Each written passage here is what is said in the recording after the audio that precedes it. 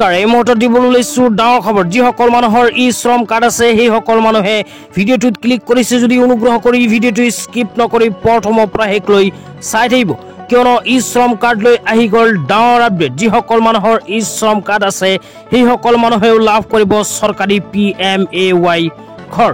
তো আপোনালোকৰ যদি ই শ্ৰম কাৰ্ড আছে আপোনালোকে অনুগ্ৰহ কৰি ভিডিঅ'টো স্কিপ নকৰি প্ৰথমৰ পৰা শেষলৈ চাব। আৰু মোৰ চেনেলত নতুন হ'লে প্লিজ চেনেলটো ছাবস্ক্ৰাইব কৰি মোৰ লগত থাকিব।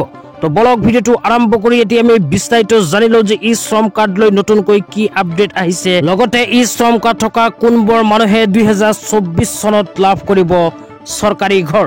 তো এতিয়া আপোনালোকক দেখুৱাই আছো, অনুগ্ৰহ কৰি ভিডিঅ'টো স্কিপ নকৰি চাই থাকিব। তো ইয়াৰ কাৰণে প্ৰথমে ই শ্ৰম কাৰ্ডৰ অফিচিয়েল ৱেবছাইটটো অপেন কৰি আছো। আপোনালোকে বিচাৰিলে আপোনালোকৰ নিজৰ নিজৰ মোবাইল দি মই যেনেকুৱাকৈ অপেন কৰিছো তেনেকুৱাকৈ অপেন কৰি চাব পাৰে। তো e-shrom.gov.in লিখি সাৰ্চ কৰি দিলে আপোনালোকৰ মোবাইলত এনেকুৱাকৈ ই শ্ৰম কাৰ্ডৰ অফিচিয়েল ৱেবছাইটটো অপেন হ'ব। অপেন হোৱাৰ পিছত আপোনালোকে ৰাইট সাইডত চাব পাৰিব 3 লাইন। তো ৰাইট সাইডত 3 লাইন যে দিয়া আছে এইটো অপচনত ক্লিক কৰিব। ক্লিক কৰাৰ পিছত এনেকুৱা কেইটামান অপচন আহিব।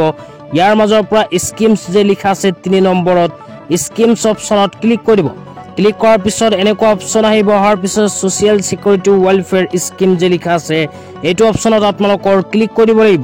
তো এইটো অপচনত ক্লিক কৰি দিলে আপোনালোকৰ সন্মুখত এনেকুৱা ইন্টাৰফেস আহিব। প্ৰথমে লিখা চাব পাৰিব সোশিয়েল সিকিউৰিটি ওয়েলফেয়াৰ স্কিম। তো ই শ্ৰম কাৰ্ড থকা দুখীয়াসকলে কি আঁচনি লাভ কৰিব, চৰকাৰে কি আঁচনি প্ৰদান কৰিব, ইয়াতে কিন্তু সকলোখিনি স্কিমৰ বিষয়ে আপোনালোকে বিতংভাৱে জানিব পাৰিব।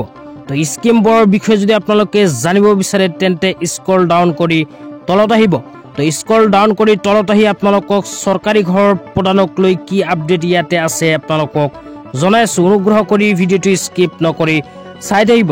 তো স্ক্ৰল ডাউন কৰি অকমান তলত আহিলে ইয়াতে লিখা চাব পাৰিব প্ৰধানমন্ত্ৰী আৱাস যোজনা গ্ৰামীণ PMAYG। তো ইয়াতে কিন্তু স্পষ্টকৈ লিখা আছে যে প্ৰধানমন্ত্ৰী আৱাস যোজনা গ্ৰামীণ। তো ই শ্ৰম কাৰ্ড থকা সকলেও কিন্তু প্ৰধানমন্ত্ৰী আৱাস যোজনাৰ চৰকাৰী ঘৰ লাভ কৰাৰ যোগ্য। তো কোনবোৰ মানুহে লাভ কৰিব যোগ্যতা কিন্তু চৰকাৰে ইয়াতে সুকীয়াকৈ উল্লেখ কৰিছে, এতিয়া আপোনালোকক জনাইছো।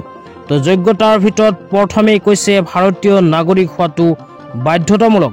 তো ই শ্ৰম কাৰ্ড থকা প্ৰতিজন হিতাধিকাৰীয়ে কিন্তু ভাৰতীয় নাগৰিক হোৱাটো বাধ্যতামূলক যদিহে চৰকাৰী ঘৰ লাভ কৰিব বিচাৰে।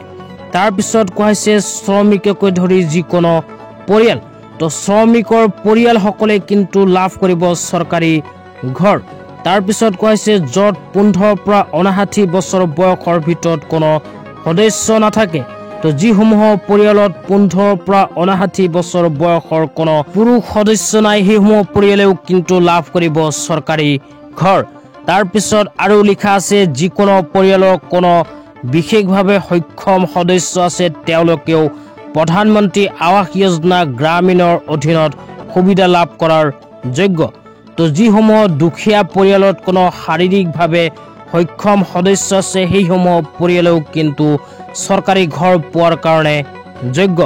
তাৰ পিছত কোৱা হৈছে যিসকলৰ স্থায়ী চাকৰি নাই আৰু কেৱল আকস্মিক কামত নিয়োজিত সেইসমূহ পৰিয়ালেও কিন্তু চৰকাৰী ঘৰ লাভ কৰিব। তো ই শ্ৰম কাৰ্ড থকা দুখীয়াসকলৰ যদি এইবোৰ যোগ্যতা আছে তেন্তে নিঃসন্দেহে লাভ কৰিব পাৰিব চৰকাৰী ঘৰ।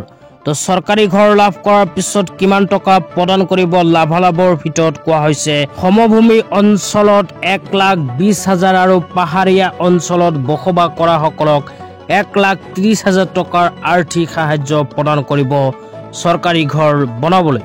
তো আজি ইমানেই। ভিডিঅ'টো চাই কেনে পালে নিশ্চয় কমেণ্ট বক্সত কমেণ্ট কৰি জনাই দিব, লগতে চেনেলটো ছাবস্ক্ৰাইব কৰি মোৰ লগত থাকিব। তো ধন্যবাদ।